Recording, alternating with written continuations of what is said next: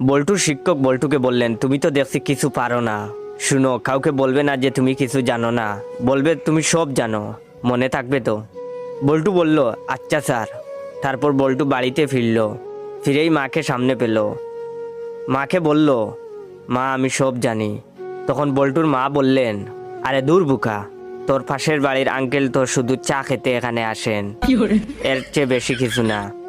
এই নে 100 টাকা, মুখ বন্ধ রাখিস। বল্টু তো অবাক। এরপরে বল্টু তার বড় দিদির সামনে এসে দাঁড়ালো এবং তার বড় দিদিকে বলল, দিদি আমি সব জানি। তার দিদি বলল, বাদর ছেলে কোথাকার, তোর রাজুদা শুধু পরীক্ষার সাজেশন নেওয়ার জন্য আসে, এর বেশি কিছু না।